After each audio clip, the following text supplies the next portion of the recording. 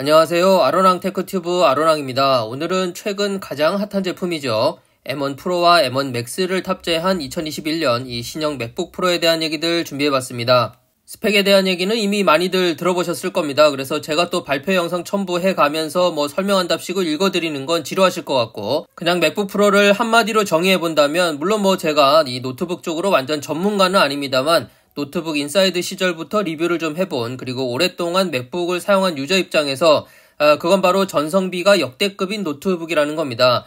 그게 아마도 이번 2021년 이 맥북 프로의 핵심 키워드가 아닐까 싶습니다. 전성비는 말 그대로 전력 대비 성능, 이 전력 효율에 관한 스펙입니다. 같은 전력량으로 비교해서 보시는 것처럼 일반 게이밍 노트북과 비교했을 때 약 2.5배의 성능 차이를 보여주고 있습니다.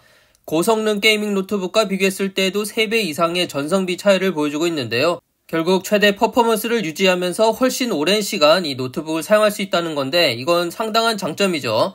이 퍼포먼스를 최대치로 사용하게 되면 배터리만 문제되는 게 아닙니다. 그 발열에 따른 또 전력 소모, 이게 꼬리에 꼬리를 물게 되는 거죠. 단순 영상 재생을 기준으로 한 이 배터리 사용 시간이긴 하지만 기존보다 7시간에서 10시간 이상 배터리를 더 오래 사용할 수 있다는 것, 그러니까 노트북에서 21시간 비디오 연속 재생 가능이라는 이 스펙이 나온 것 자체가 대단한 거죠. 그래서 많은 분들이 이번 맥북 프로의 성능에 대한 어떤 의구심, 이런 건 거의 없는 것 같습니다. 이미 M1을 탑재한 맥북 에어를 통해서 입증한 것도 있기 때문에, 오히려 이 시점에서 많이들 고민하시는 부분은, 그래서 그렇게 잘 나온 맥북 프로가 이 프로가 아닌 나 같은 일반 유저들에게도 적절한 노트북이 될지의 여부, 사실 이 문제는 맥북 에어냐 맥북 프로냐 이런 모델 선택의 문제라기보다는 애플 노트북이냐 윈도우 노트북이냐 이 관점에서 봐야 할 것 같습니다. 맥북 프로가 아무리 잘 나왔다고 한들 결국 애플 노트북인 겁니다. 이 파이널 컷 프로 같은 특정 프로그램들을 사용하기 위한 목적 외의 일반적인 사용, 예를 들어 뱅킹, 주식, 한컴 오피스, 한글이라든지 또 데스크탑에서 파일을 옮긴다거나 하는 그런 일반적인 사용성 측면에서 아직까지 애플 노트북은 우리나라 환경에서는 사용하기가 굉장히 불편합니다. 불편하다기보다는 좀 번거롭다는 표현이 맞을 것 같은데요. 그래서 저도 맥북 프로의 디스플레이라든지 스피커, 마이크 스펙이 굉장히 끌리긴 하지만 지금 만일 노트북을 산다고 하면 일반적인 사용용도 이 파워포인트나 엑셀 또 뱅킹하기 훨씬 편한 그리고 들고 다니기까지 좋은 예를 들어 싱크패드 X1 나노 같은 노트북을 저는 구입할 것 같습니다. 물론 맥북에 패러렐즈 깔고 윈도우 사용할 수도 있고 뱅킹 같은 것은 휴대폰으로 충분히 대체할 수도 있는데요. 앞서 말씀드린 것처럼 이게 상당히 번거롭습니다. 제 경험상 굉장히 귀찮고 번거로웠어요. 결국 많이들 들어보셨을 사용 용도에 맞게 노트북을 사야 한다라는, 그래도 나는 이 좀 번거롭더라도 이 동시대 거의 최고라고 하는 노트북 이 맥북 프로 한번 꼭 써보고 싶다라고 하신다면 다음 말씀드릴 몇 가지 경우를 꼭 체크해 보시고 결정하시기 바랍니다. 우선 다른 프로그램은 몰라도 한컴 오피스 한글을 자주 사용하시는 분들 맥북은 아예 쳐다도 안 보시길 추천드립니다. 정말 굉장히 불편하고요. 그리고 맥북 프로의 디스플레이, 이게 올해 먼저 출시했던 아이패드 프로 12.9인치에 탑재되었던 바로 미니 LED 기술이 적용된 같은 디스플레이입니다. 아마도 아이패드에서 이슈가 되었던 이 번짐 현상이라든지 가장자리 녹태가 보이는 현상, 동일하게 나타날 것으로 예상이 됩니다. 그래서 이런 부분 이제 본인 사용 환경에서 심하게 거슬리진 않을지 꼭 한번 생각해 보셔야겠어요.